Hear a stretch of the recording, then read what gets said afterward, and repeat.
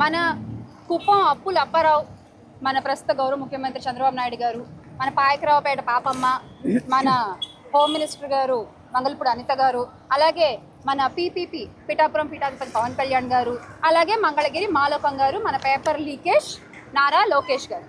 అసలు ఏంటో వీళ్ళ గురించి వీళ్ళు ఏమనుకుంటారో అర్థం కాదు. కానీ ఇందాక మేము ఆఫీస్లో కూర్చుని టీవీ చూస్తుంటే బ్రేకింగ్ న్యూస్లో చూసామన్నమాట. ఏంటి 200 మీటర్ల దూరంలో ఉన్నాము, అసలు సవాల్ విసురుతున్నాం వైఎస్ జగన్మోహన్ రెడ్డి గారికి. అసలు వైఎస్ జగన్మోహన్ రెడ్డి గారు ప్రెస్ మీట్ పెట్టి అడిగిన కేసుకు సంబంధించిన ఏ ఒక్క ప్రశ్నకైనా మీ దగ్గర సమాధానం ఉందా? పేపర్ లీకేజ్ లోకేష్ గారు, విద్యాశాఖ మంత్రి గారు, డిఫాక్టో సీఎం, మీ దగ్గర దానికి ఒక్క ప్రశ్న కూడా సమాధానం లేదు. కానీ మీరు ఈ రోజున జగన్మోహన్ రెడ్డి గారికి సవాల్ విసురుతారా? మరి ఏది సవాల్ విసిన వాళ్ళు ఇక్కడ ఉండాలి కదా.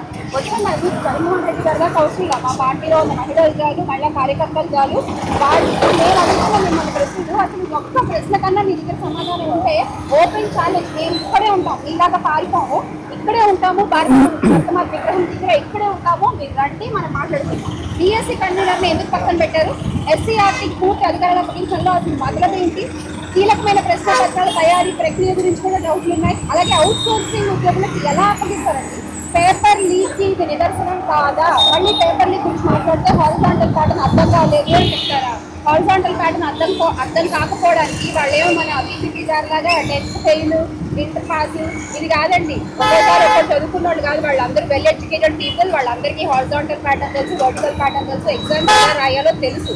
తప్పు వాళ్ళలో లేదు, మీలో ఉంది. మీ ప్యాకేజీల కోసం మీరు అమ్ముడుపోయి మీ ఇష్టం వచ్చినట్టు మెగా డిఎస్సీని దగా డిఎస్సీగా మార్చేసి జగన్మోహన్ రెడ్డి గారు అడిగే ప్రశ్నలకు మీరేమి సమాధానాలు చెప్పకుండా ఈ రోజు మీరు వచ్చి 200 మీటర్ల దూరంలో ఉన్న జగన్మోహన్ రెడ్డి గారు రావాలి అంటే ఆయన దాకా అవసరం లేదు. ఇప్పుడు మేము అడుగుతున్నాం, చెప్పండి, మేము ఇక్కడే ఉంటాం, రండి మాట్లాడి.